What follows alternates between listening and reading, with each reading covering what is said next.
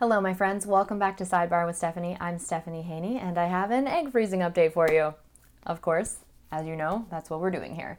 So, let's recap. My latest antral follicle count was 12, and I got my blood retested on February 8th.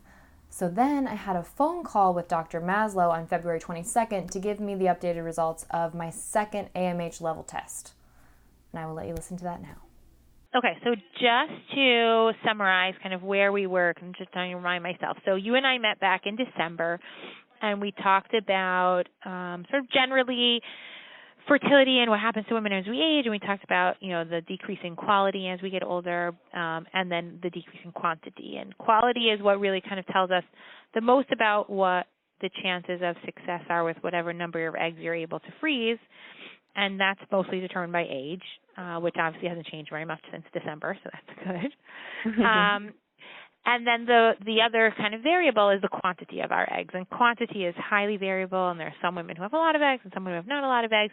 And when we met in December, we were talking about how the AMH was quite low for your age, but that you had been on the birth control pills, and what we've seen in our practice is that birth control pills tend to make the AMH seem a lower, sometimes a lot lower than it really truly is. And giving yourself some time off the birth control pills allows your body to kind of rebound from the suppression that it sees in the birth control pills, and the number starts to come up. And so that's why I recommended that we retest you in a few months to see, kind of get a sense of what you might be closer to in real life. And so I'm actually really glad that we did that because it came up quite a bit. So back in December, your AMH was 0.52, which, again, is really quite low for your age. I mean, 2.5-ish is going to be kind of average for your age. But now, when you tested it earlier this month, it was 1.49. So it more than it tripled almost. Great.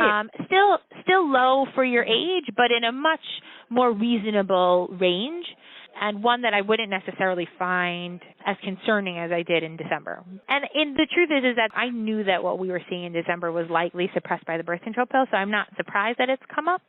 And it may be that it's truthfully in real life actually even higher than what we're seeing today, because we don't know exactly how long it takes for someone to truly rebound from the birth control pills. We think that it's probably about 3 months or so, but it may be different for everyone. So I think the take-home message is that you were suppressing the birth control pills, and now you're less so. What I also see is that women who actually do the process, after about 3 months off the birth control pills, they tend to have a much better response, and it may sometimes be even better than what we would expect just based on the AMH alone. Okay, cool. So generally, it was the right decision to make. So I'm glad that that's what we did. So that's positive. I'm feeling okay about this. Definitely better than it was. But when I think about the fact that the median AMH level for a 34-year-old woman is 2.5, it's still not great. So it's also been some time since I've had this, so it's possible that my levels may have gone up again. I'm considering getting tested again just to sort of see what may have happened after this extended period of time of being off birth control.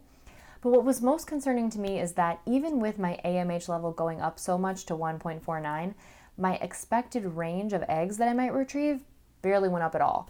It was 4 to 10 eggs, and now it's 4 to 11 eggs, which is hardly an increase at all. I mean, an egg is an egg, so it's great that there's one more anticipated, but I wasn't really understanding why that range didn't change more.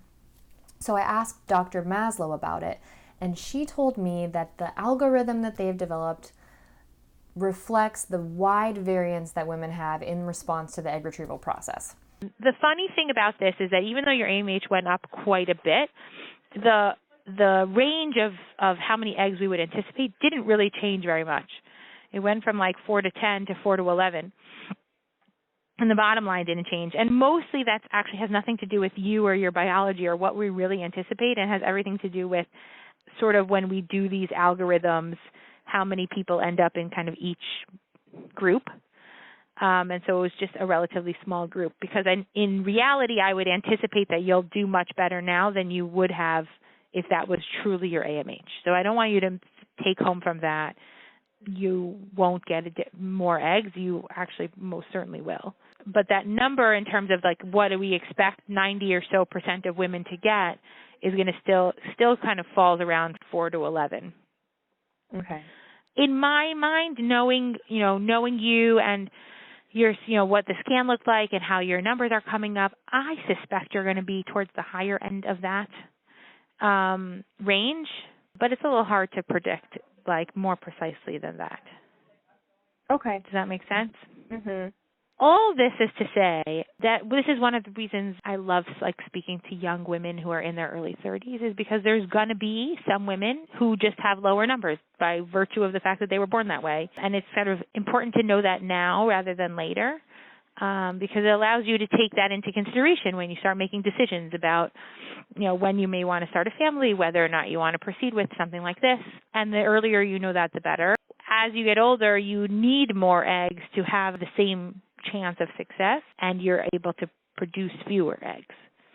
So the process becomes more efficient the younger you do it, but the downside of doing it young is that you may never need these eggs in the first place because you have more time to, complete your family on your own without needing these frozen eggs. Mhm.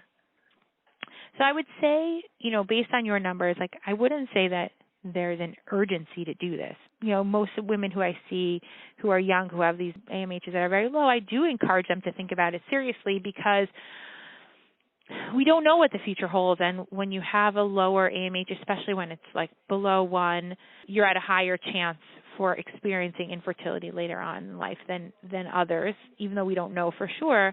And so that process really makes a lot of sense. Where you are right now, I think it still makes a lot of sense. But I don't think you need to feel like it's as urgent as you might have had the 0.5 been real. But, your eggs are never as good as they are today. And if it's something that you're like planning to do anyways, meaning if this is something you really wanted to do, no matter what, then the earlier you do it is always going to be better. Is it accurate to say that AMH is kind of a quality indicator? So AMH is really not a quality indicator at all, unfortunately. Okay. It really is only a measure of quantity. Really what the best measure of quality is going to be age. Okay. And we see older women who, just like we see young women who have low AMHs, we see older women who have high AMHs.